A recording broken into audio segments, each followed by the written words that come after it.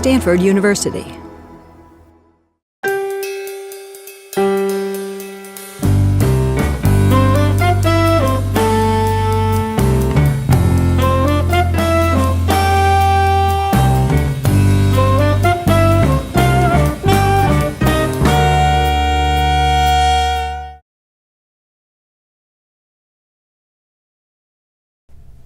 My name is Andy DiPaolo. I'm the Executive Director Emeritus of the Stanford Center for Professional Development and former Senior Associate Dean of the School of Engineering. And I'm here today with Professor Tom Kailath. And we're working today to learn more about Tom's background and experiences here at Stanford. And before we start, I'd like to read one quote, Tom. And this was from Jim Plummer, who was the former dean. You know Jim quite well, of the Stanford Engineering School. And when you were receiving the IEEE's Medal of Honor, their highest recognition, he had a terrific quote. And the quote from Jim was, "Many of us have met individuals who have made deep contributions in specific technical fields, or had a major impact on industry, or had a major impact on their academic discipline, or educated the leaders of the future. Tom is essentially unique in that he has done all of these things at the very highest levels." And I think, Tom, that was most recently reflected when you won the 2014 National Medal of Science, this country's highest honor in science engineering. So I'm delighted you're here. We're going to spend some time to talk about your background and history, in particular your time at Stanford. We want to know about your experiences, the things that worked, that didn't work, and to get a better sense of who you are, where you came from, and what has happened while you were here at Stanford. So first, maybe let's go back to the beginning. Maybe you can tell us a little bit about where you were born and what that early life was like leading up to college. Thank you, Andy. First, let me say a word. I mean, I'm so happy that you're the interviewer, because I remember, though you came in '88, about 25 years after I joined Stanford. Yes. You made a mark immediately, and I know you're very concerned. You spent a lot of time trying to build up the SCPD and talk to different faculty to get them to be in the program and so on. So wonderful. That was a great Thank job, you, Tom. great I appreciate that. Okay, let me start. And I've been, of course, thinking a bit. I don't particularly, I don't often retrospect on my career. I sort of am always looking forward. Once someone asked me, what is the best, this was a few years ago, now my minds have changed. What was your best period of your life? I said, no, I think what I'm doing now and what's going to happen in the future. Right. So, So, as I was thinking about it, I said, one of the first things I should perhaps talk about is many people here say, Tom, that's your name? Is that really your name? Because you come from India, and it must be an abbreviation of something or a nickname or something. He says, no, my name is actually Thomas. My given name is Thomas because I come from a very old Christian church founded in Kerala, a state along the southwest coast of India.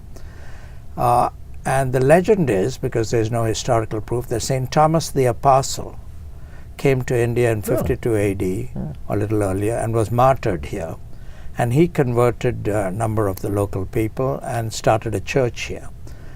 The first historical record for the church is in 400 AD, when a group of church members wrote to the Patriarch of Antioch, which was the head of the Eastern Orthodox Church, saying, we are struggling, would you please send us some priests and support our ministry? And so this group became to be called the Syrian Christians, because Antioch was in Syria. Now they're sort of dropping that name, but generally we're known as Syrian Christians, which puzzles people, saying, what's the connection with Syria? Yes. Well, this is the connection with Syria. Kerala is a very interesting state because it was notorious in this country for a while because for many years it had an elected communist government. But it's a very literate population, almost 100% literate. It's a human development index is high. People in India and Kerala refer to it as God's own country, and sometimes the cynics say, well, and devil's own people, because they tend to be argumentative. And geographically, where is that located? It's along the southwest corner of India, going to the very tip, the Arabian Sea on one side, which meant that that's how Thomas came from the Middle East, from Israel, or Palestine as it was called, with the monsoon winds from Arabia to India, and that's a big source of rain. And there was a spice trade for 3000 BC, they've traced it back to. And King Solomon imported things from Kerala for his, So, the population is roughly 50% Hindu, about 25% Muslim, because the Arabs came from the Middle East with the trade winds, and the rest Christian. And in the central part of Kerala, where my parents were born, about 50% of the population is Christian. Now, it's a sort of Christian, mostly Orthodox, but later Roman Catholics when the Portuguese came and made conversions, and British came and made more converts and so on. And this culture is a sort of little bit of a blend of Indian culture. They've assimilated this Indian culture and Christian culture and so on. One of the requirements is that when you're baptized, you must have a biblical name. Oh. And that's why Thomas. Tom. Yeah. Interesting. Right. Interesting. Yeah. So it's not, and then of course, in India they used to call me Thomas. And when I came to America, I should tell you a story. Is my first day at MIT, after doing some paperwork and so on, I was sent to my first advisor, who was already a very famous professor, Robert Farno. Yes. You know the name. I do. Yes, a remarkable man. Yes. So he said to me, "Okay, what's your name?" I said, "Thomas Kailath." He says, "We'll call you Tom." And he says, "Call me Bob." Very informal. Very good. This was a shock coming from India, where we used to say sir. Right. But I must tell you, I never called him Bob till many years after I graduated. Do your students call you Tom? No. Certainly not while I was a little formal about these things. Yes. While I was teaching, they would, call, many names eventually. And my secretaries also always never addressed me by name. So, but after a while, they got the abbreviation TK. That's right. I've seen that in writings from your students. That's so right. I'm generally known as TK. So, but then after they graduate, I say to them, your choice, whatever you're comfortable with. You want to call me Tom, call me TK, call me Professor Kailath, and there's a blend of all of those things. Good. Yeah. So, okay. So that was Kerala, but I was not born in Kerala because my parents moved to Pune, which was a very nice city in those days. It was 11,000 feet high, so no humidity. Yes. Good sunshine. Not very crowded and populated at that time compared to now, and a city full of bicycles. Second most bicycles in the world after Amsterdam. And an educational center with a lot of schools and so on. So my dad came from the Syrian Christian Orthodox family, which by and large they were farmers and so on. His father became an evangelist. He's the only one that went to college. And he made a lot of effort to go to college because the nearest college was 6 miles away from his little town. And so he would walk there. Buses were beyond his reach. Rent a room for a few days and attend classes and come back. And he had, so the only one in his family, and for a couple of generations after to really, or at least one generation after, to be in college. But he had a great influence on my general attitude to life and learning. He had a lifelong love of learning. What did he study in college? What was biology. He was in biology. Right. And the job he had was with the largest and almost the only company in India that sold seeds, flower seeds and vegetable seeds and so on, called poacher's seeds. And they would have those little packets with information about seeds, which you still get and so on. So he started out as a botanist there, but then his people skills were so good that they made him head of essentially customer relations. And he'd correspond with people around the world. And I used to collect stamps, and he was a good source of stamps because they got letters from all over. Very good. So he was always learning, memorizing poetry, we didn't have much money. We came from a middle-class family. There were 6 of us, and salary was limited. So we had very few luxuries. But when it came to books, if we wanted a book, and we would get it. Not the most modern and expensive books, but English literature and so on, which was what we had to do when growing up. And he carried, and he also had a terrific memory, which I think in the beginning I inherited is getting feebler with time. Yeah. And I should tell you a story just to break in. I used to wonder, people used to say, look, I know the name, but I can't quite get it. It's on the tip of my tongue. Well, guess what? It's been happening for a while. Yeah, well, I can join you in that. I understand how that is. Yeah, so parts of the brain begin to wear out. And so. It sounded like he had a pretty powerful influence on you growing up. He had a great influence on me. And I should tell you a story about him. He passed away at age 93.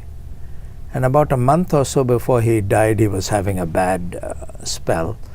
And he was being looked after by my sister. My mother had passed away several years earlier, at age 85. And actually 5 years earlier than he passed away.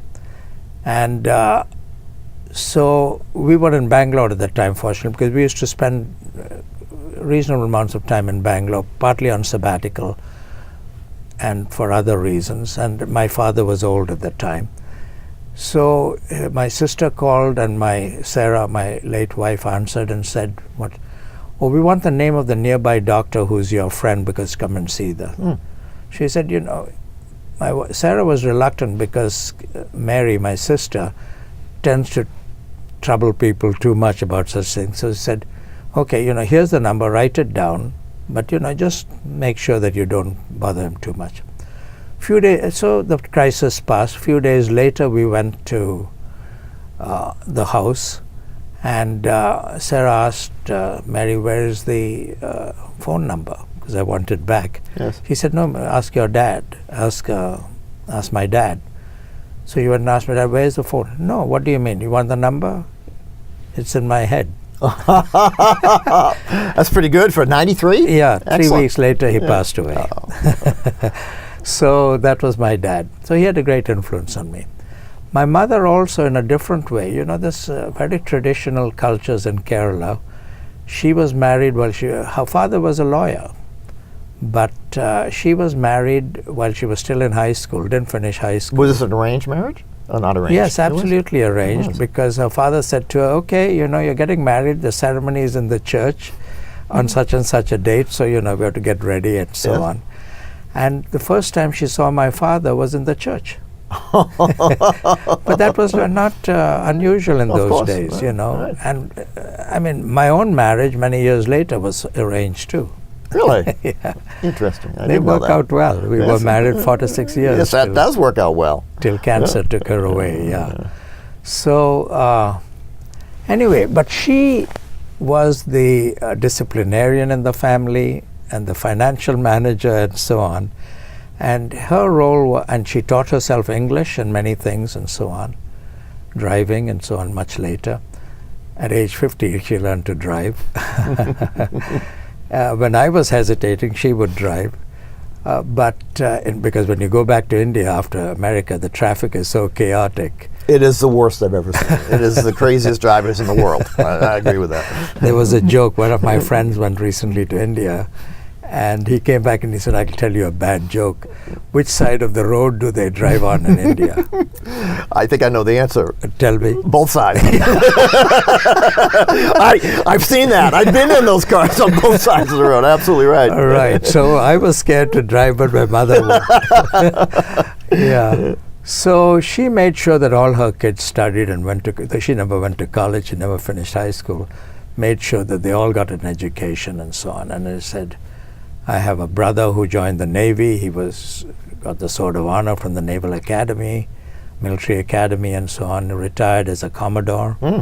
Another brother is a physician. He now lives in Sacramento. He's an oncologist. Was a great help to us when my wife and I were fighting cancer for her. Yes. And then another sister is a physician, lives in Bombay, or Mumbai as it's called now. And another sister is an accountant, and she's here now in Cupertino. Another sister is a college graduate, but worked for a while, but then stayed home. Yes. And eventually, she was lived with my parents. My parents lived with her, or she lived in my parents' Yes. home and looked after them, and so on. So my mother, really kept our nose to the grindstone for academics and so on. So they both had a great influence on me. Did you go to a Christian school or a public school? Yes, or I went mostly to.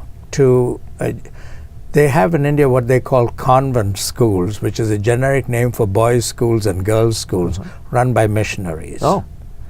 And the school I went to was called St. Vincent's. It was run basically by Swiss German fathers, but they had a number of Indian staff as well. And now all those have died, most of them. They sort of moved to India and lived there. They were Jesuits, and Jesuit their mission is education. And a lot of the leading schools in India are Jesuit schools. Now, I know your focus was eventually on mathematics. Did you start with a great interest in math? No, that's an interesting story, actually, because partly because my dad's influence and my love of reading inspired by him, I was always good in English. And I had a good memory, so I had good scores in history and geography and so on. But math I would get 35 out of 100 and so on. But when you average out the scores, my English and other scores were so high that I was usually top of the class. Till I came, I think, to the 6th standard, where there were 2 math sections, one taught by a very feared math teacher with high standards who had a quick tongue and could humiliate people in class and so on. So and there was another section taught by a more pleasant, bit of a plotter. This guy was a semi-genius, and I think he was frustrated that he was teaching in school rather than college. And he came from Pune is divided into the cantonment area, which is more cosmopolitan, and then the city, which is more traditional and Brahminical and so on. So everyone else was wearing a tie and jacket and so on. The priests, of course, were in their white robes, but he came in the traditional Indian dress with a dhoti. Yes. Yeah. And he would sit up on the desk and cross his legs, take a pinch of snuff, and then start asking questions. First guy would be humiliated, next move to the next guy. That meant you had to be on your toes. Right. Absolutely. Okay. So he said to me, "Oh, welcome to my class. I've heard you're a good student, and I look forward to being with you." That petrified me. But there was an out, because Mr. Joshi, this was his name, was beneath him to set the exams and so on. It was set by the other man, Yes. who was in one way traditional. He used to give a lot of homework and give solutions and draw the exam question from the homework. So I memorized, I got from my friends in the other section, I memorized the question and the answers and so on. In the beginning I repeat from memory, but after a while you get interested. And especially proofs in geometry began to turn me on, because I like the reasoning. Yes. Yeah. Yes. There's a famous story. There's a famous British writer, author, parliamentarian, Thomas Carlyle. And one day he was in someone's house, and they had an open book of Euclid's geometry. And he started to look at it, and he says, I guess he was a lawyer, Carlyle was Yes. and he began to think, hey, this is good stuff, because it's reason, one step to the next. He got interested in math. So that's what geometry turned me on, especially proofs. And we would have a small study group of people who, the competition was, take a rider, the problems were called riders, who can get the solution first. So the challenge was, I would think of the first step of the proof and raise my hand, and when I was describing that, the mind was cranking away to get the second step. So then I became interested in math, and Mr. Joshi encouraged that, and we became friends.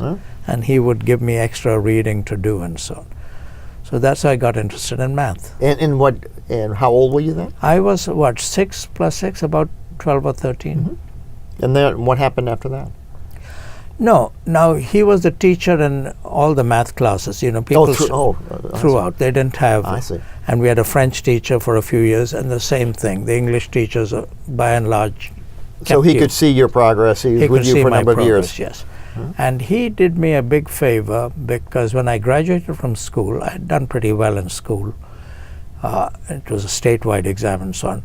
Most of us went to a nearby college, most of my classmates, a nearby college, which was, in American terms, more of a party school, though in India partying is has a much more innocent, Right. especially in those days. Yes.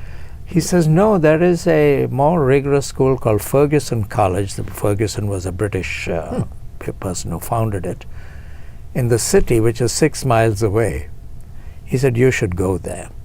And the pattern in India is usually, after high school, which is 11 years, you go to a college for 2 years, preparatory to going into 3 fields: engineering, medicine, or sciences, and English literature and so on.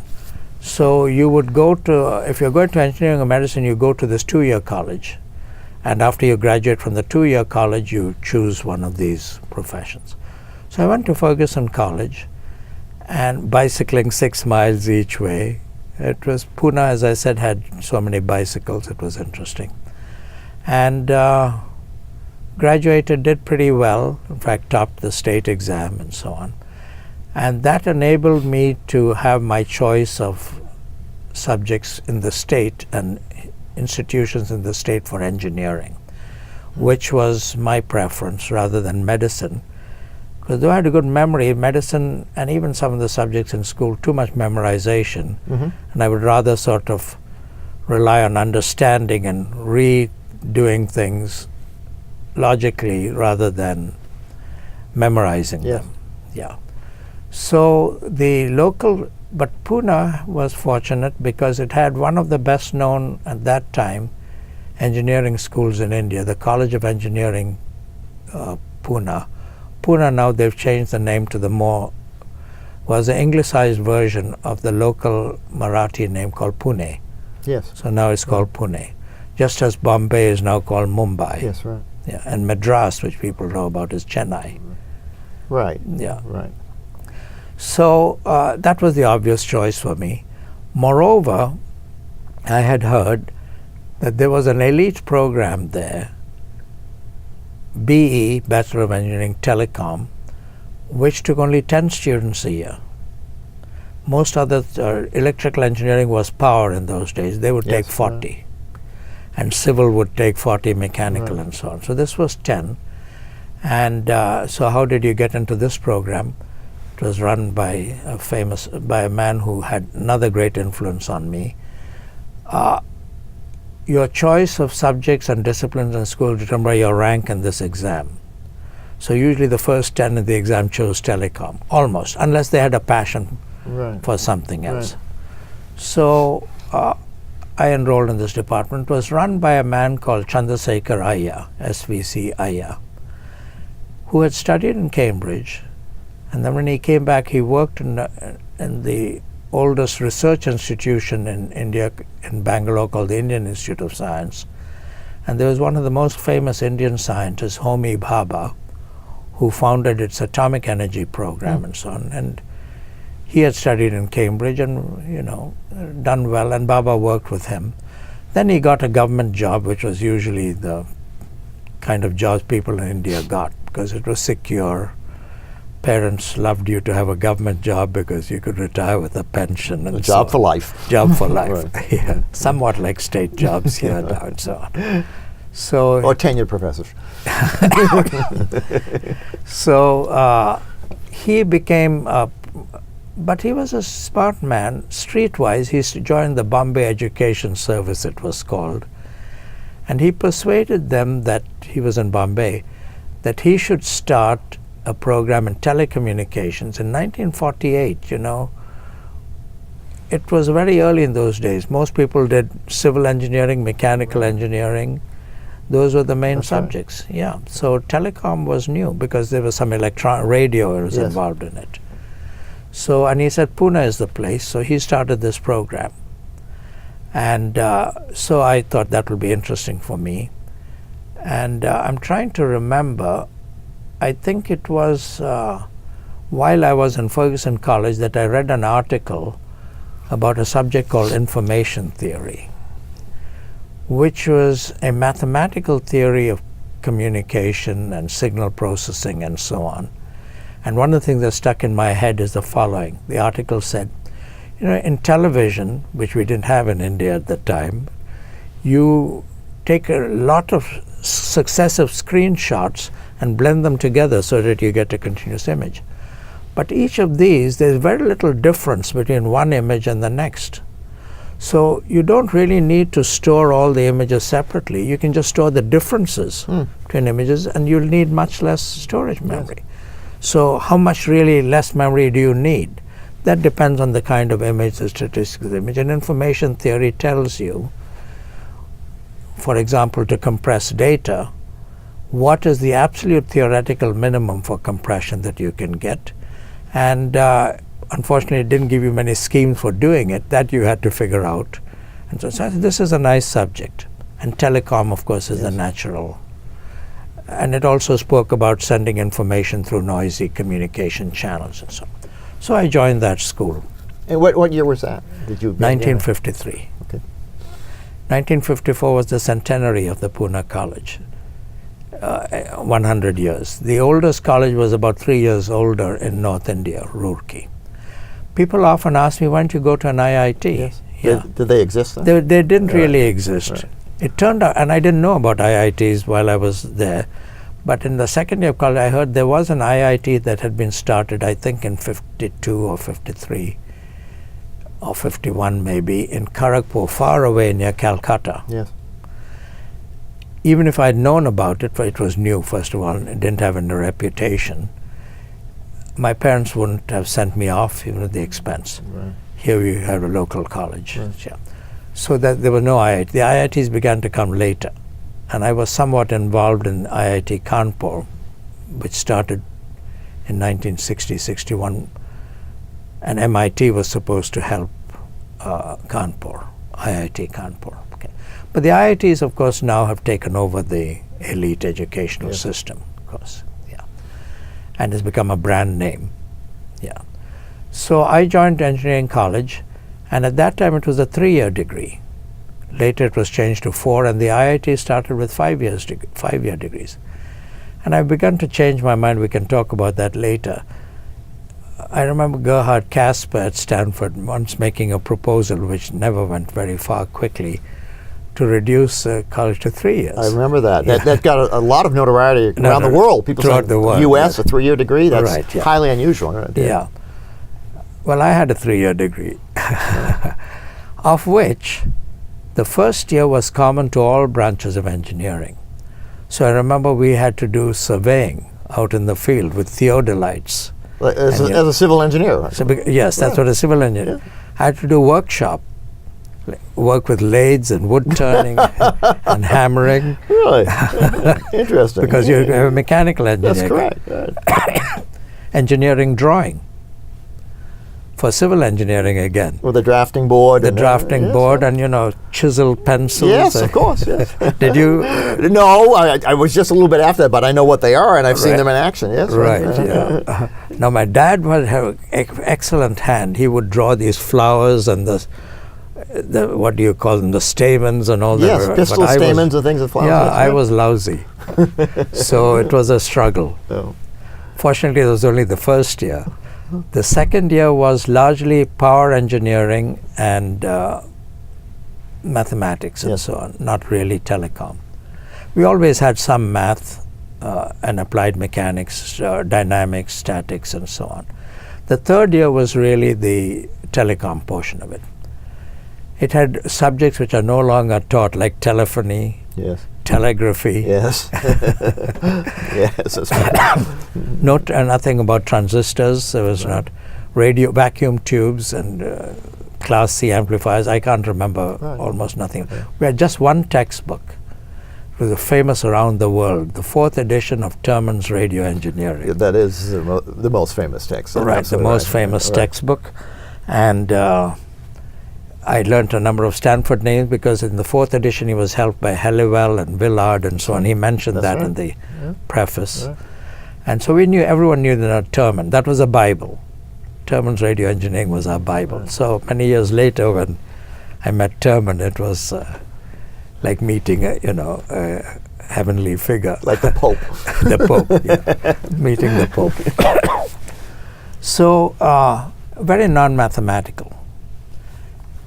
In fact, to jump ahead a bit, I had, because of my research had moved so well, that I had to take the qualifying exams at MIT before I was really prepared for it. I hadn't planned for it, but Yes. that was a requirement. Right. I hadn't planned to go for a PhD. Oh. Yeah, I'll come back to Yeah, I all wanna those hear about stories that. later. Right, yeah. right. Anyway, maybe we'll postpone the story, but it turns out that I hadn't had Maxwell's equations Yes. in India.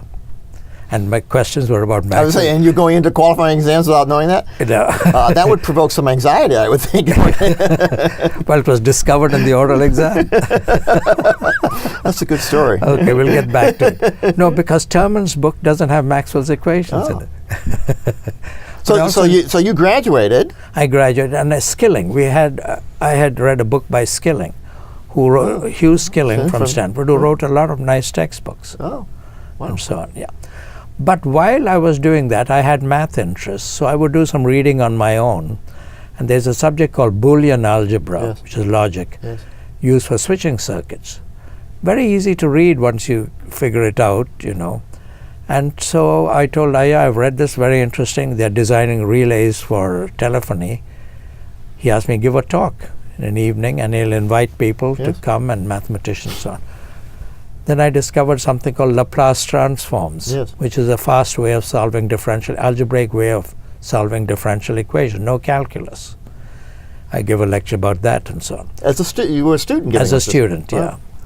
And the only one in class who really had these of the 10. Though the 10 were very distinguished. One of them became Minister of State for Electronics. He was an entrepreneur.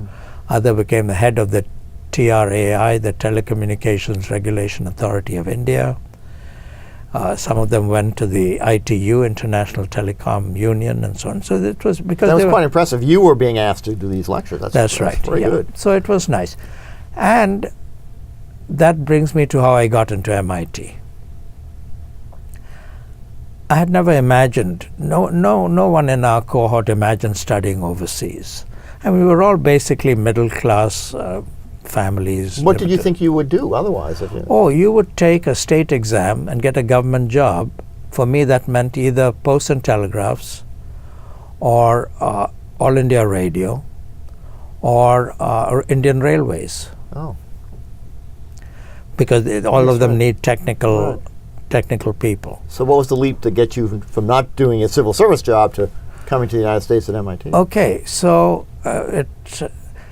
all my life, at many turning points, people have played a critical role, even my research and so on. So it's quite interesting.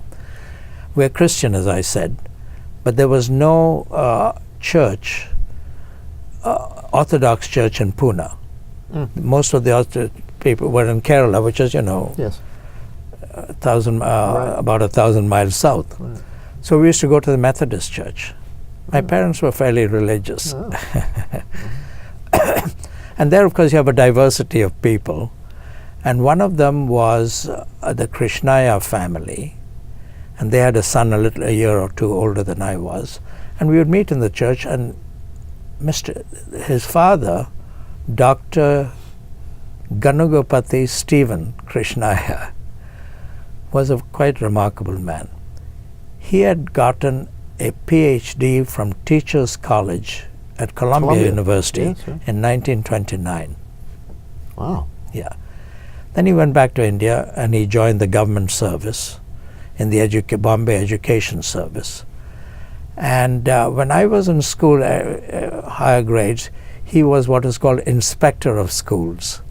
They would send to all the schools, because most of the schools had government money also, including the Jesuit school and so on, and review the curriculum, ask to meet some of the students and so on, and they would put me forward as one of the top students in class. So he knew me there, and then he knew me in church.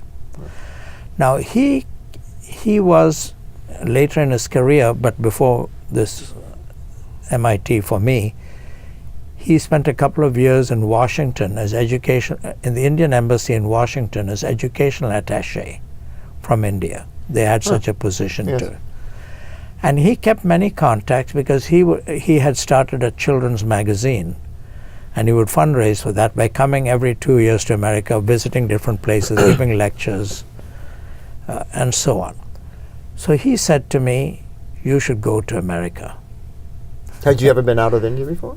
I'd never been out of the country. None of us had ever gone much out of Pune. Yes. We'd have to go to Bombay, which Yes. that was about, or to Kerala on holiday sometime. I said, "No, I mean, out of the question." He says, no, you should think about it. You're a bright student and can do that. And I'm going to America in a few weeks. Have your professor write me a letter and give me a transcript, and I will, carry it with me. He was doing the same for his son. Yes. And let's see what happens. And then he said, it doesn't matter, apply. So I don't know how much I applied, but I think I wrote to Harvard. Now, not Aya, who encouraged me, and wrote a very nice letter of recommendation, mentioning some of these extra courses and so on I did. And so they'd never heard of Pune, or hardly. There were very few people. There were 1 or 2 people from India there. I think they allowed 2 students from India. MIT had a quota in EE, 30 international students. They used to say foreign. Now the proper word is international. Right. And 2 from India. And if one of them left, then they could take another one. So actually one of them left, and so I got. And this is for going for a master's degree? No, so what, yes. So because I had a bachelor's. Yes. Right. So what happened? He went and met President Killian. Oh. Dr. Krishnaiah Yes. had, because he had the clout to do that. Yes. Because as educational attaché, he would visit all the universities to, build up connections. And he gave the letter. Of course, Killian just passed it down to the department. Right. And he may have gone to Harvard too. Maybe that's how it happened. And I first got a letter, and a couple of other professors who had been to America for master's degrees in my college discouraged me. Said, no, nothing, it's not much, First of all, you won't get in. Because you have to get a scholarship. They got government scholarships, because at that time, a few years before me, the new government of India was sending scholars to study abroad at their expense and come back to India. Yes. But anyway, one day I get a letter from Harvard offering me a teaching assistantship. But, and I'll get back to this later, I wanted to study information theory, and MIT was the world center of information theory. Bell Labs and MIT were the world center. I'll get back to that in a minute. So I didn't reply. I said, I'm considering it, and I waited for what would happen, because he told me I've given to MIT. Then I got an offer of an research assistantship at MIT. And President Obama mentioned that, Yes, that I came at age 22 Right. to MIT. So that really, so how did that happen? Because Krishnaiah played a role in this, okay? And then later, when I went there, Carl Wiles, who was the foreign student advisor at the time, very nice, gracious man, said, we began to think, hey, Dr. Krishnaiah also brought us the papers of his son. Jaswant, who was a year early, 1 or 2 years older than I am. What can we do? There's no research assistantship. They made a teaching assistantship. Oh, so he got in as well? He got in as well. And we didn't travel together, but we roomed together for 4 years at MIT. He never finished his PhD. Uh-huh. He went off and came back to India. So that's how it happened. And what was that transition like, going from India, having never been out of the country, much further than Pune, to come to the U.S., to Boston? Oh, it was quite an Cambridge? experience. Now, one of the first, now that he got admission and a research assistantship, that together, the question is, how about money to go to America? Yes. Oh, that's right, because they weren't giving you travel expenses. They weren't giving you travel money. My dad worked in poacher's seeds. Now, the founder of Pocha comes from a community called the Parsis. Naushad Forbes is a Parsi. Oh, yes. This is Iranians, Zoroastrians, who had emigrated to India and settled down and became entrepreneurs. Tata is a big name, as you know. Yeah, I know Tata. Yes. And they had a foundation which gave loan scholarships for education. Oh, interesting. Now, Mr. Pocha was a Parsi. So he said, well, let me write to Mr. Tata, to the foundation. He knew Dorabji Tata was there. And they give travels loan scholarships so we can see what happens. Fantastic. Fantastic. So that's... otherwise you never would have come. Yeah, if my dad hadn't worked for a Parsi family, it would probably not have happened, because I never heard of the Tata scholarships. Right. Then the question is, how do you come? By ship. Yes. You took a P&O liner. Yes. Yeah. I was very seasick for the first days, and I hated the food. British food, tasteless, no spices, and so on. And he came to Southampton, and then I had 10 days in London before the next ship, which is a French ship, SS Liberté. What a difference. Instead of half-hour lunches, 3-hour lunches. Lot of American young men and women going back from a summer in Europe. Yes. That I met some of them. They were ladies who went to Smith College and Holyoke and so on. A big experience. And London was interesting because a former student from Pune, a telecom student, was studying there at Imperial College. So when I went to London, I stayed with him. And he took me to the college and introduced me to Denis Gabor, who later got a Nobel Prize. And he was a very inventor of holography. And creative in many ways, other ways. But he was working on what is called nowadays adaptive filtering. Yes. And he was telling me, Norbert Wiener is doing that kind of thing. Yes. But I think we are doing it with, in the old English phrase, strings and sealing wax. Kludging equipment, many racks of equipment and so on. But I think we'll do better than them, he said. So, and of course, Norbert Wiener I'd heard about in India. And I'd read his famous book, Cybernetics. Yes. Why MIT and also my interest? I had read in the early 50s this article on information theory. And that caught my fancy, and I wanted to study information theory. So I wrote a letter to Claude Shannon at Bell Labs. Because I knew in the library that Bell Labs had reports, blue reports, on various things. So I said mathematical theory of communication was a big famous report. I wrote to him asking for a copy and mentioning that I'd got admission to MIT.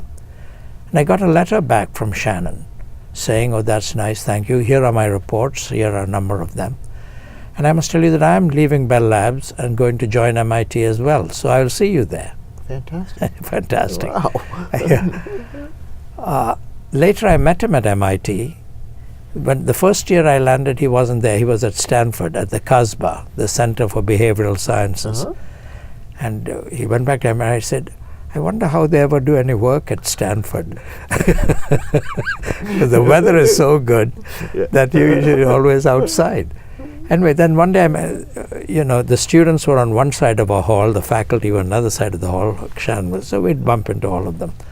I said, I wrote you a letter, I don't know if you remember. He says, no, I don't remember, but there must have been something unique. And this is well known, I hardly ever reply to letters. So there must have been something that you said that got his attention. That got his attention. That's very good. So I was waiting for MIT because, and then a research assistantship came. And I came by ship.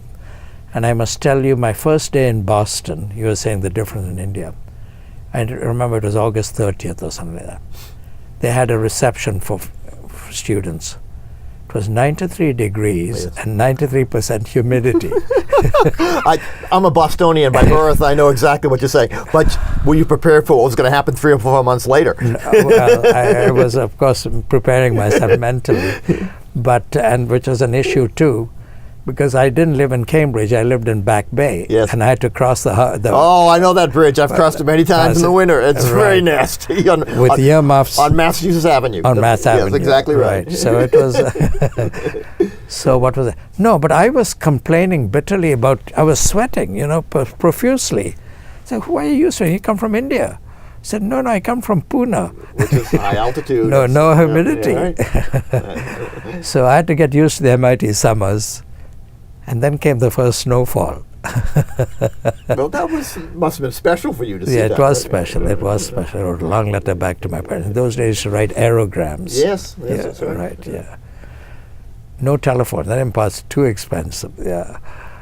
And so on. So that was MIT. That's how I got to MIT. I think one of your questions. But you went thinking only masters, but then you went to a PhD program. Yes, I was thinking only masters. Partly, no, I wasn't sure. No, I think I wanted to do a PhD. you did? Oh. Yeah. But what happened is the following. MIT has laid the foundation for my research career, actually.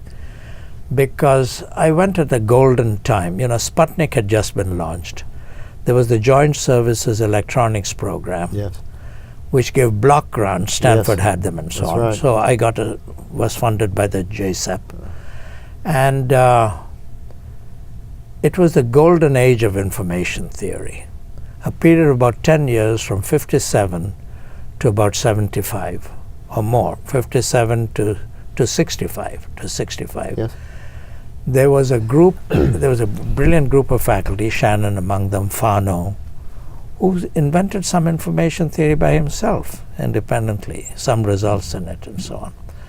And a brilliant group of students. Two of us have got the National Medal of Science. Who was the other? Three, Irwin Jacobs, he got National Medal of Technology, Yes, I think. right. National Medal of Science, no, there's two. Three of us got the IEEE Medal of Honor. Mm. Bob Gallagher, who graduated in 60, I graduated in 61. Irwin Jacobs, who graduated in 59, the co-founder of Qualcomm. Yes. He got the Medal of Honor. I think he got the Medal of Honor. Almost all of this batch of about 10 people are members of the National Academy of Engineering, National Academy of Sciences, and American Academy. One of my classmates, he graduated in 62 or 63, was Ivan Sutherland, who invented computer graphics. That's quite a group. Yeah. That's quite a group. I'm not done. No. Another was Jacob Ziv. There's a Lempel-Ziv compression algorithm used, or Ziv-Lempel. So he went back, he became provost of the Technion. In Israel, yes. Where I have an honorary degree. Yes. And became president of the Israel Academy of Sciences, which is a very elite group. Someone has to die before another member is Just put it. like the French Academy. Yes. And Len Kleinrock, one of the pioneers of the internet. Vint Cerf was his student. These were all in that class. All in that class. So it was a remarkable period. That's like the all-star team for sports. But the all-star Right. team No, of really smart, focused guys. It's legendary. Yes. And my advisor, Jack Wozencraft, was a very interesting person, a very bright person. He stood first in West Point. Oh. Wow. So he was a military officer, Yes. but in Signal Corps. Though he served in Japan and so on, he Yes. was sent there. And they had sent him to MIT for a master's. And he invented something at that time called integrate and dump filter. Then after several years, as he was a major already or something, or maybe, he said, no, I want to go back to school. And he came back to MIT, and he wrote a path-breaking thesis in one of the first reasonable ways of implementing some of Shannon's ideas in information theory. So he graduated in 57. And he was, at that time, if a graduate from MIT and wanted a position, they'd give it to you. So when I went, he joined the faculty in 57, Jack Wozencraft. I was assigned to him as his first graduate student. And so I met him, and he said, yeah, take it easy, get used to MIT. MIT is a tough place. especially I'm so grateful that I was never an undergraduate at MIT. It was hell even at that time. Yes. Graduate school, especially as a research assistant, much more relaxed because you only had to take 2 courses instead of 4. And they didn't bother you too much the first semester and so on while doing this. So after the first semester, Jack said to me, time to think about, you have to write a master's thesis. And I'm a consultant at Lincoln Labs. Yes. And they are working on very interesting communications problems related to communication through multipath channels. You send a signal from point A to point B, and it goes many paths between A and B. One is a direct path. The other is it goes up to the ionosphere, or actually the troposphere as it's called. Is reflected back to the Earth, goes back up again, and then goes to the B a few times. Now this confuses B because these signals tend to interfere with each other, and sometimes they reinforce. So you have a phenomenon called fading, Yes. which you're familiar with in Yes. radio and so on. So he says they have invented a new communication system, not published yet, called Rake, but they don't, and it's working well, and it combats multipath.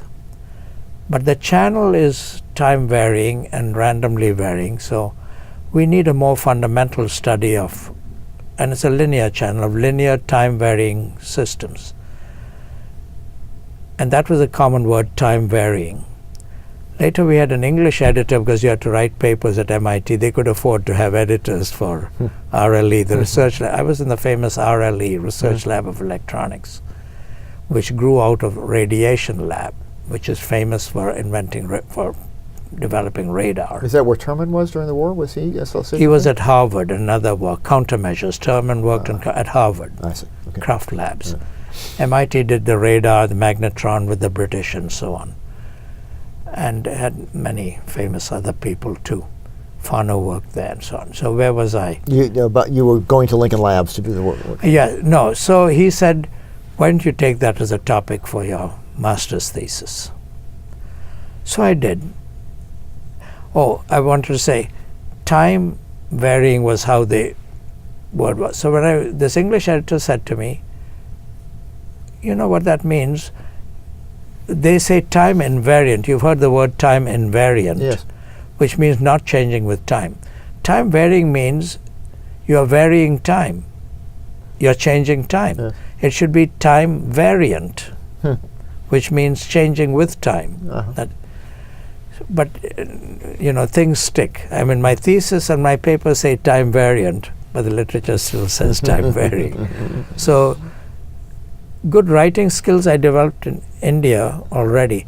I mean, just to go back, I had a fabulous English education. Every week or every 2 weeks, and I'm comparing it with the education my kids got at Gunn and Pally. We had 4 assignments in English: an essay, a précis, a paraphrase, and an appreciation. You take a poem or a passage and write an appreciation. Perhaps every 2 weeks, not every week. That's very rigorous. Yeah. Absolutely. Plus you had to memorize and repeat in class poems and passages, Shakespeare, all the world's that doesn't stage. happen in education today. No. It's a big loss, Right. big loss in education. Right. I mean, I could quote from memory Hamlet and things like that. So, great education. So, and I still love learning poetry, and my kids have, anyway, so I want to say, but the technical writing at MIT had a great influence on me, and one of the things was which and that. There's many people misuse which and that. And it says, and I can't give it, which should be used in explanatory after a comma. If you say something and you want to explain it, you say which is so and so. If it's part of the flow of a sentence, you should say that. And my students always grumble that I used to edit and sometimes they would use that when they should have used which. So, but anyway, these are amusing incidents, but I was known for the quote-unquote lucidity of my papers. And that's actually one of the things that contributed to my career. that people can understand my papers. And that's sometimes a rarity. There are technical people who are very good at that, and there are people who are very good at writing, but oftentimes they're not the same. And that I'll tell you a story later as I go into Stanford things where that has caused serious difficulties for people. Yes. Yeah. One of my first PhD student complained that I made him rewrite his thesis 6 times because of partly coherence. Yes. Another pet peeve of mine is nowadays in many American schools, they de-emphasize proofs. They're given as optional if they are mentioned at all. Right. So my youngest son, my other kids were not too interested in math. He could have been good in math. So they would give homework and he'd say, Dad, so I would say, it's optional, I don't need to do it. And then sometimes I would sit with him and he would begin to get and so, and then he'd say, no, Dad, I don't want to be a mathematician. I don't need to do the extra work. Yeah. But let me tell you what I say. I keep telling people that those who do proofs in geometry are better writers in English. Because a lot of people, and we see this in the applications that we get, the verbal scores of verbal GRE from people from India and so on are much higher than often in the 99 bracket compared to the average American engineering student who's in the 60s.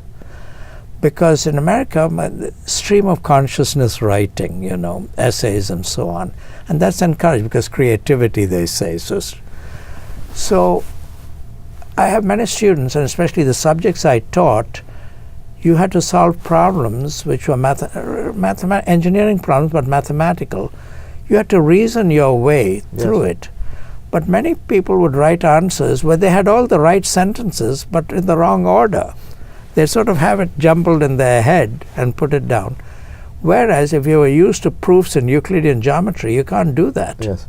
You have to go first line, second line, third line. This 2-paragraph proof is also a retrograde step. This goes back to your early education years. The discipline and doing the writing that you did paid off for you as you then began to do and my study of geometry. Yes. So the logical thinking, I mean, we've had experience with lawyers, and they're supposed, the hallmark of a lawyer is that their writing should be, there should be not two meanings, it should be unambiguous.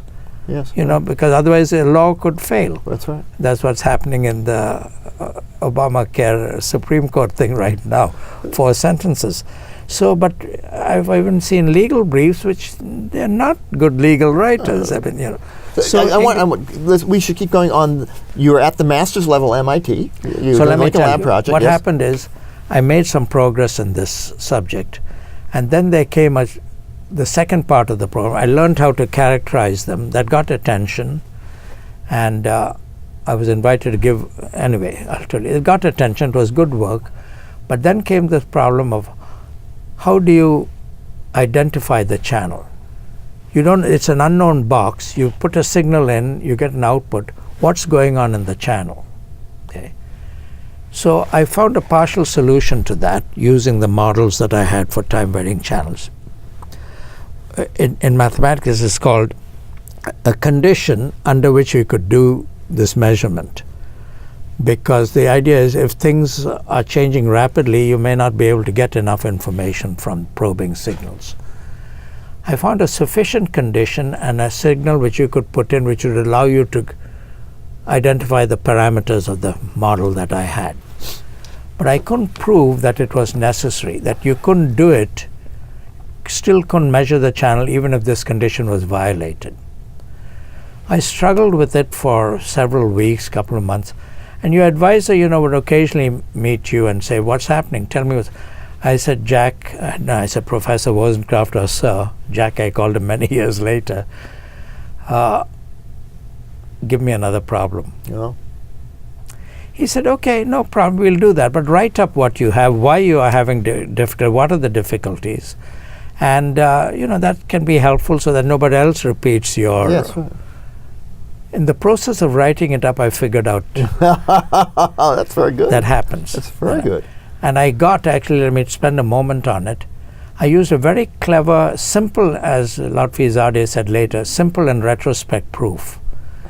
But it used an engineering heuristic, it's called, not a rigorous mathematical argument, using something called degrees of freedom, which roughly may tell you if you have a signal of duration T and bandwidth W, there are essentially the signal has 2 TW degrees of freedom. 2 TW numbers suffice to describe it. I used that concept to get my result and show that my sufficient condition was also necessary. A certain product has to be less than 1. But I also said in my master's thesis that this argument is not rigorous, though there are lots of engineering justifications for it, because mathematically, if a signal has finite duration, technically it must have infinite bandwidth. Now, most of the bandwidth can be in a limited region, but their tails must go to infinity. Or vice versa. If it's finite bandwidth, the duration has to be forever. But I said, no, that's it. Somebody else can worry about this and the condition. Turns out this caused a sensation because by then this famous paper on the system for multipath called Rake was published. It's still used in cell phones to this day, the ideas of Rake. It was invented by Price and Green at Lincoln Lab. They were puzzled when sometimes Rake would fail. Guess what? When this condition was violated. Yes. Okay. So this result got attention, and Bell Labs used to recruit at Stanford, at MIT. They would send a recruiter to keep track of the graduate students and so on. And they followed me and they said, come to us at Bell Labs, You're interested in information theory. Shannon is of course away, but we have most of the other workers are there. And they're all giving lectures, because in the Math Center at Bell Labs, they're giving lectures on their specialties. And you can get credit for these lectures at Columbia or NYU, I forget. So you can get a PhD degree with a Bell Labs salary, and you're learning from the top people. Fantastic. So they flew me out to New Jersey. Yes. Wined and dined me. I didn't drink at that time.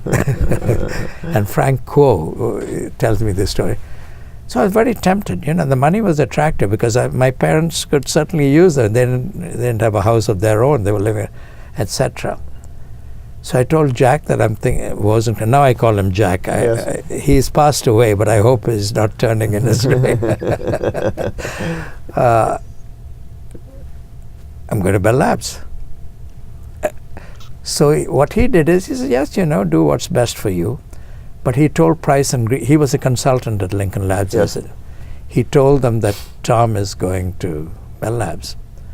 So one day I get a call from Paul Green, who was the more senior manager sort of type there. Said, Bob and I would like to come and have lunch with you. So they came to MIT and took me out to lunch and said, the hardest thing about a PhD thesis, one of the hardest, is getting a topic, a good topic. Now, we think... You have one ready to go. You have, right. You've started in an area. Right. And we know there's a financial attraction at Bell Labs, but we'll give you a summer job. At Lincoln. At Lincoln. Yes. And you can work with Bob Price, who is the developer, it was his thesis that was the foundation for the Rake system, which I said is still being used. Yes. You can work with Bob.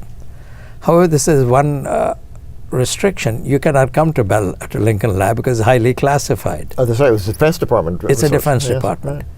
Right. When I would visit them occasionally, I had to be escorted to the bathroom. It's because you were an Indian national? Indian citizen. Yes. Indian national, yeah. Now, but no, it's okay. You work at MIT. We'll come and meet you now and then and so on. So I worked with Bob Price that summer, and I essentially got the major result of my thesis. So did that allow you to accelerate through it? No. So then I decided, of course, I took the Lincoln Lab job, of course, and I decided and I said I'll continue for the PhD. But you have to take the quals. Oh, that's what we were saying before the interview. That was an interesting thing. Right. You weren't quite prepared. I wasn't prepared for it because also MIT had something called the core curriculum. Yes, I know. Yes, you know about it, famous subject. Yes, right. And there were only notes at the time only one textbook. So I was said, I'll take the exam if I ever go back to a PhD, whatever. I'd study the core curriculum that was required. So it's all based on undergraduate work. No, the requirement is you got to take the exam. So I brushed up, during the summer. I mean, I was new about this, and so on. And 59 summer, and I had to take the exam. Now it was rigorous in those 8 1-hour exams. And each question was, MIT had a lot of assistant professors of whom they promoted only a few. They would set you questions, which if you figured it out, you could do in 15 minutes. Otherwise, it would take you much longer. Anyway, I managed to do a passable job on that so that I could go to the next step, which is an oral exam with 3 or 4 faculty. Yes. So for 3 or 4 hours, 2 or 3 hours, okay, you know that. Yeah, I know what those are like, yes. So one of these people was, if I remember, Jaffe or something, a physicist and so on. And pretty clear after stumbling on some questions that I did not know Maxwell's equations. That must have been difficult and embarrassing when that question came up. That must have been hard. But guess what the MIT solution is for this? And I must tell you, another person who took the exam with me, who was a good friend of mine, was later a very famous Shmuel Winograd at IBM. He has many results in computation and so on. Shmuel was a brilliant Israeli undergraduate. In 3 years, he got a PhD. He got a bachelor's in math and EE. He had this oral exam, and they asked him, "How do you harden steel?" Poor guy. He said, "I don't know. I guess you hammer it." No.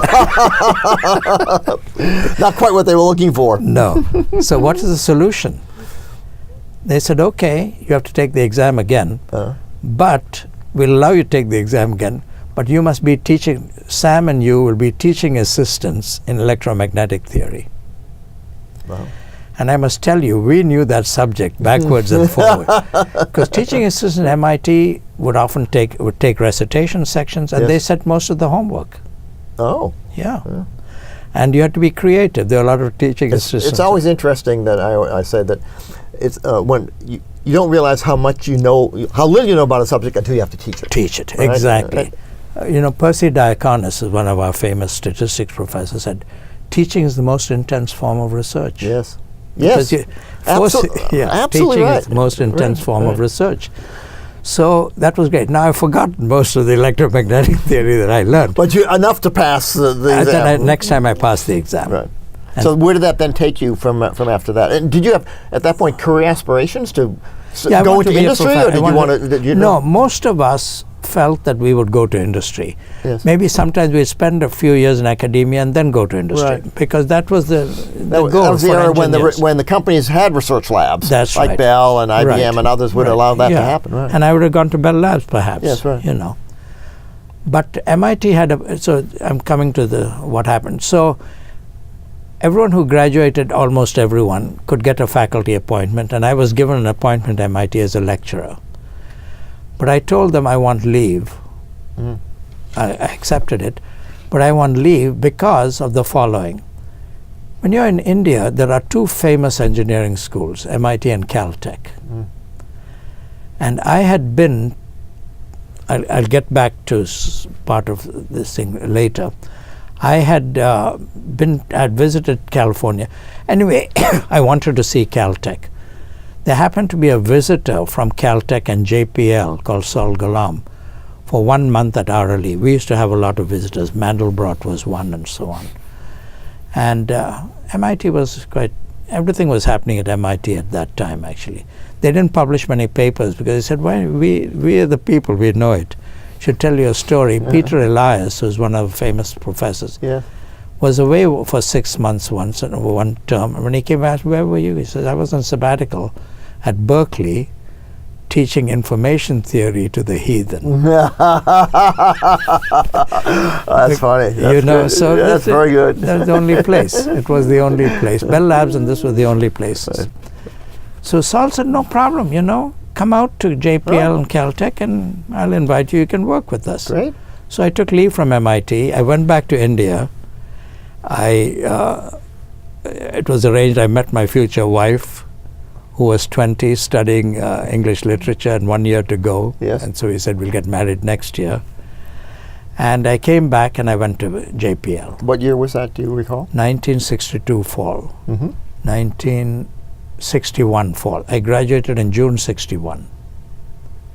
So you hadn't completed the PhD, you were taking a leave to do that. I got a PhD. Yeah. It was a very good time to be at JPL. My section, we were in a communications research group. My immediate boss was a guy called Andy Viterbi. Oh, from Qualcomm. Yes, by Turby School at USC. That's right. Right, yes. He was my immediate. His boss was Saul Galam, who's university professor at USC and the Viterbi professor at USC. Yeah, right. Viterbi named the School of Engineering at USC, right? Right, yeah. he did. Yeah. And that all came a little later. He was, And his boss was Eb Recton. And JPL had gotten because, the first couple of launches of Vanguard, I think, had failed. Yes. They gave the job to JPL and they made the first successful launch. Yes. So this group was pioneers in digital communications. And I was there learning. It was a good time to be there. Good time to be there. JPL also had a lot of money, travel money and so on. In those days after Sputnik, as Paul Green wrote in an article, the money flowed. Yes, that's right. I used to travel almost every month, every 2 months. Once to back to MIT, to Bob Price and give lectures, and to Stanford. Oh. And I'll tell you why to Stanford. Okay. So shall I back off to why Stanford? Yes, what we're going to do, I think, is we're now moving to the Stanford phase. Yes, but I must give you a background to that. Do that, and then I think what we'll do is we'll go Take a break. to the Stanford phase, and we'll take a break at that point. Go ahead. So let me take about 10 minutes for background to tell you how I came to Stanford, because it's quite a story. Yes. So I told you that my master's thesis result got a lot of attention. Just a digression, I must say, in 2006, I saw a paper in the Information Theory Transactions by two mathematicians, which gave a rigorous proof of that result. Oh. Wow. Avoiding this degrees of freedom. Yes. I couldn't understand it, but they were very generous. And then later they came to visit me, and the three of us have recently written a paper which will appear in a few months, reviewing all that history and extending it a bit and Wonderful. so on. Yeah, remarkable. Yeah. Though they did the hard math and I did. Yeah. Anyway, so and my master's thesis got a lot of attention because two things happened. There was a special issue of the Information Theory Transactions on something called matched filters. Paul Green was one of the editors, and he was the Green and Price that Yes. He said, write up your result for this journal.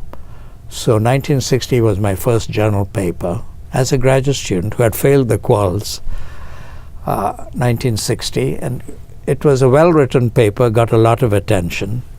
It was extending Bob Price's thesis work, simplifying and extending it. There was a famous summer course at MIT in 1960, Communication System Theory, attended by people from around the world. Fano, Jerome Wiesner, Peter Elias. Yeah, Wiesner became president of MIT. Was that the Wiesner? He became president. Before that, he was science advisor to John Kennedy. That's correct. Oh, that's right. Yeah, that's a famous man. Yes, right.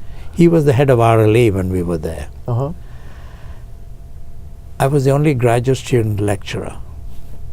The only one who was a graduate student in that.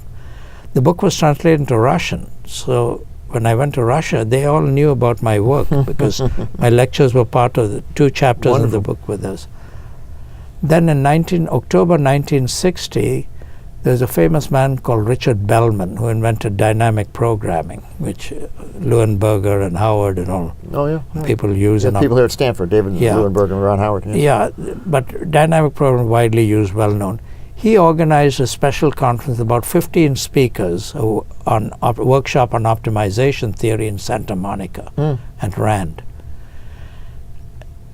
Guess what?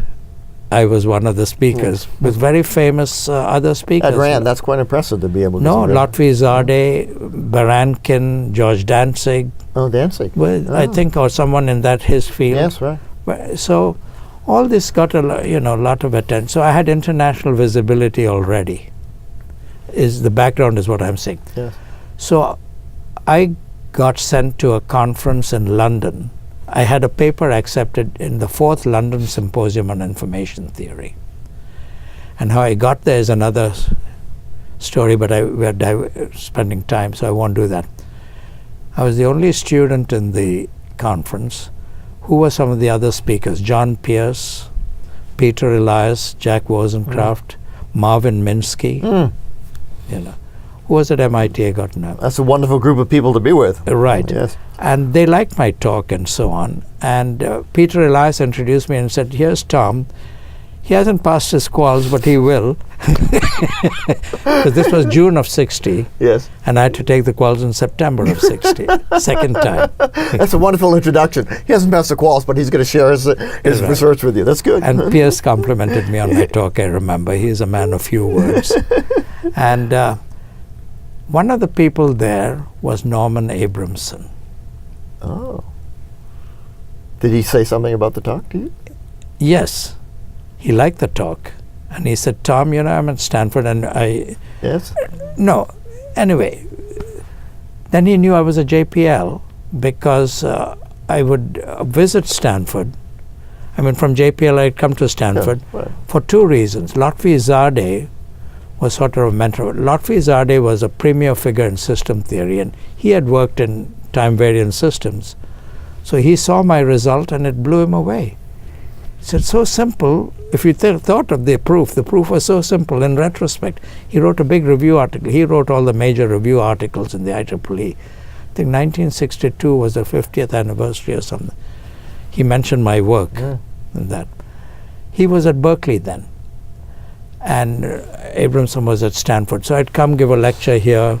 Lotfi Zadeh was a remarkable man. He's 93 now, still going strong. I didn't drive. He would drive from Berkeley, pick me up, take me to Stanford. Yeah. Take me to Berkeley.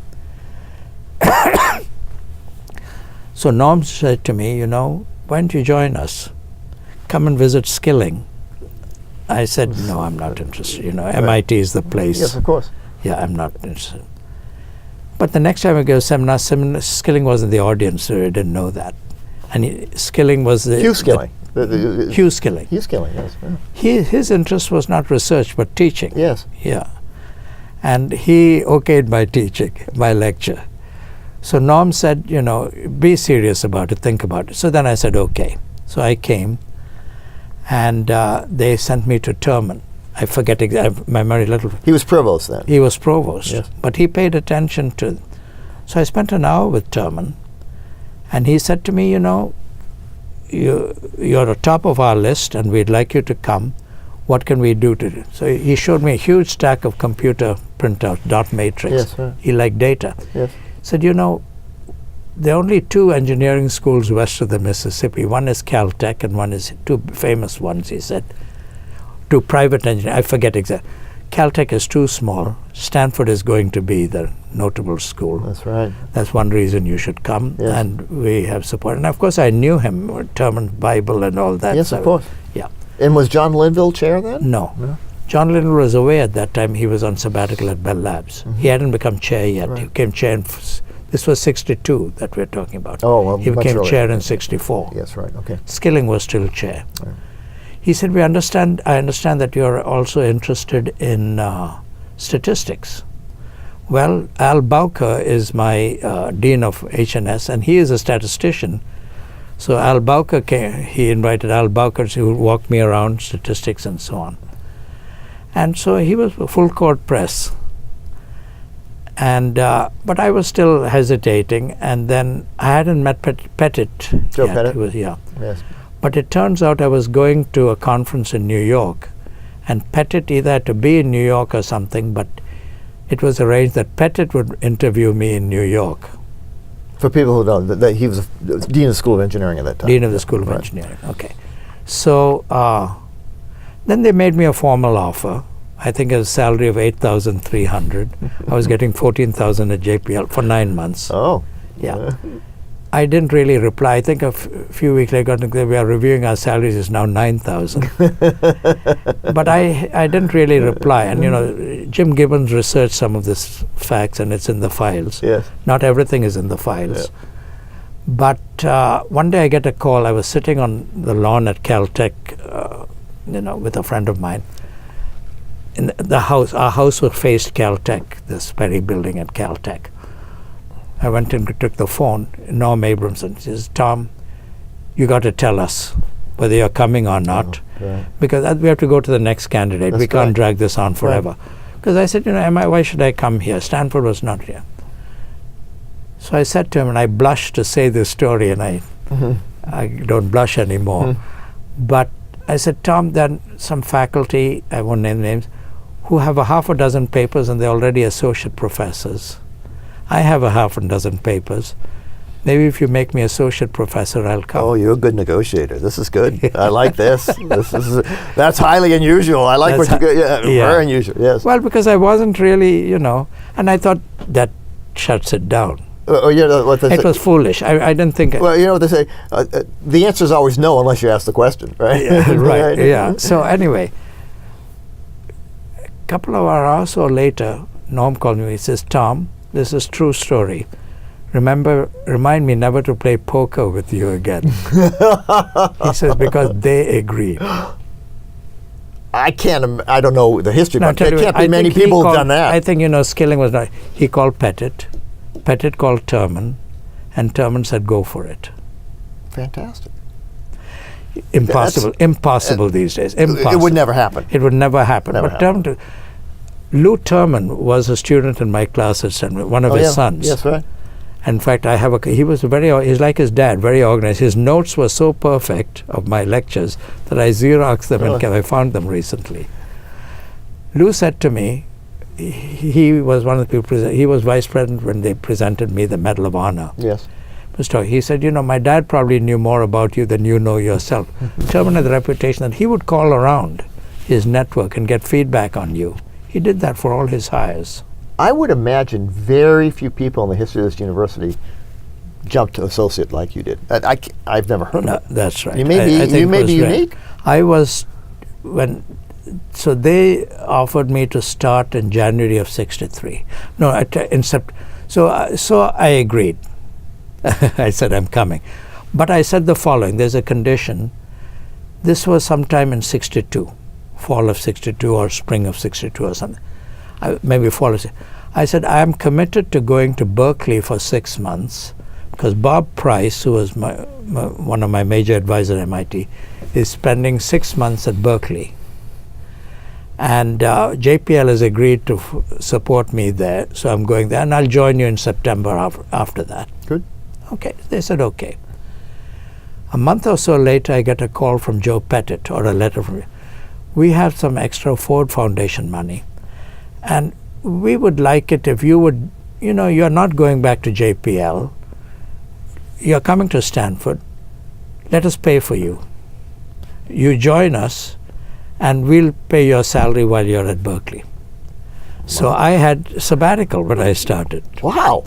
That's another unique approach. I've never heard of that before. You know why? No. Well, I thought about it later. We were recently married in June of '62.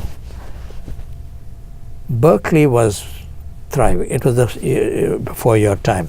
Flower Children, The Summer of Love. No, it's about my era was in there. Yes, Right. Yes, I was one of those flower children. Yeah, okay, right. So Berkeley was an exciting place. That's one thing. Yes. Stanford was deadly dull. Where you That's drive right. down University Avenue, not a soul on the street. That's right. Brown and Berkeley. Yeah. Then Lotfi Zade was interested in me, and it would probably have been true, I don't know, that they would have made me an offer. Oh, really? So Stanford was I first. told you, Lotfi would drive down. Yes, to pick you up and bring you up Yeah, there. yeah, and he liked my work. I mean, Yes. They preempted that. They preempted that. That's Stanford's benefit and Berkeley's loss. Well, but look at the thinking. I mean, Yes. that is how they built Stanford. Well, that was the nature of Fred Terman. He was quite direct in building up the most highly skilled, best people he could find. Right. I read some of the interviews, I mean, many people had similar experiences Yes. with him. He was very So good very at that. persuasive, and he did his research on the people. He was not mathematical at all, as I told you. He didn't Yes.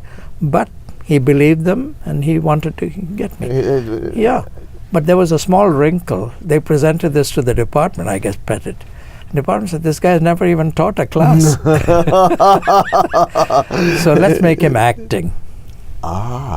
So that's how my appointment in January 63 was as acting. I saw that on your video and I was curious what that was. Now I understand. Now you know, because Yes. they said, yeah. Yes.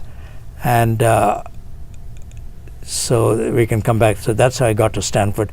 And so where was that? So you were on sabbatical? I was aged in January of 63 when my appointment at Stanford started. Somewhere in the, it said April. Yes. I was 27 and a half. As associate professor. That's pretty good. So I have been very lucky in my career. That's very good. So let's stop at this point. Right. This is a good logical break. So when we come back, we're going to pick up on now you're here at Stanford and what's happened. Right. This has been fascinating so far.